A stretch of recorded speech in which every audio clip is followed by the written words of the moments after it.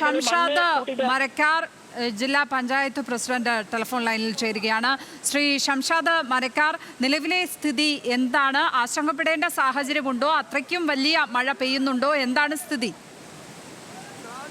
ഇന്നലെ മുതൽ വയനാട്ടിൽ വിവിധയിടങ്ങളിൽ വളരെ ശക്തമായ രീതിയിൽ മഴയുണ്ട്. ഇന്ന് രാവിലെയും ഉണ്ട്. പക്ഷെ മുണ്ടക്കയിൽ മഴ നന്നായി പെയ്തിട്ടുണ്ട് ഇന്നലെ. അതിന്റെ ഭാഗമായി നമ്മുടെ കഴിഞ്ഞ ലാൻഡ് സ്ലൈഡിന്റെ ഭാഗമായിരുന്ന ടെബ്രിസുകളൊക്കെ പുഴയിലൂടെ ഒഴുകി വരുന്ന സാഹചര്യം ഉണ്ടായി. അതായത് മണ്ണുകളൊന്നും അവിടെ ഉറപ്പില്ലാത്ത മണ്ണുകളായിരുന്നു. മഴ പെയ്തപ്പോൾ മഴയുടെ വെള്ളത്തിനോടൊപ്പം ശക്തമായി ഈ മണ്ണുകളും എല്ലാം ഒഴുകി വരികയും നമ്മൾ പുന്നപ്പുഴ ക്ലിയർ ചെയ്യുന്നതിന്റെ ഭാഗമായി പുഴയുടെ രണ്ട് കരയിലേക്കും മണ്ണുകളിലൊക്കെ മാറ്റിയിട്ടിരുന്നു. അതടക്കം ഒഴുകി വരുന്ന ഒരു നല്ല രീതിയിൽ ശക്തമായ രീതിയിലുള്ള ഒരു കുത്തൊഴുക്ക് പോലെ വെള്ളം വരുന്നുണ്ട് എന്നുള്ളതാണ്.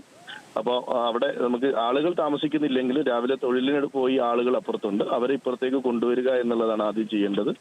വേറെ ഉരുൾപൊട്ടലെന്ന് നമ്മൾ ജില്ലാ കലക്ടറുമായൊക്കെ ബന്ധപ്പെട്ടു. ഉരുൾപൊട്ടലല്ല, നമ്മളെ പഴയ ഡെബ്രിസുകൾ ഒഴുകി വന്നതാണ് എന്നുള്ളതാണ് പ്രാഥമികമായി കിട്ടിയ വിവരം. വില്ലേജ് ഓഫീസർ അടക്കമുള്ള റവന്യൂവിന്റെ ഉദ്യോഗസ്ഥർ സ്ഥലത്തുണ്ട്.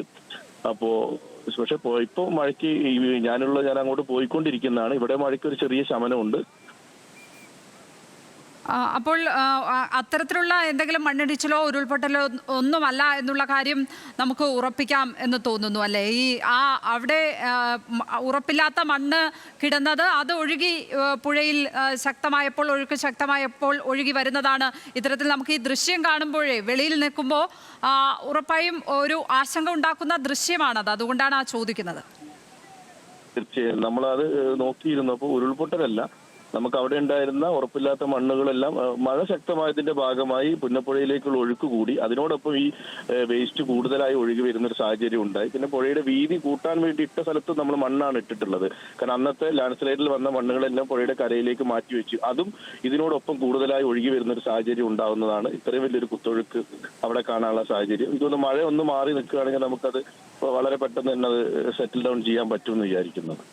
ശരി ഷംഷാദ്, നന്ദി പ്രതികരിച്ചതിന്.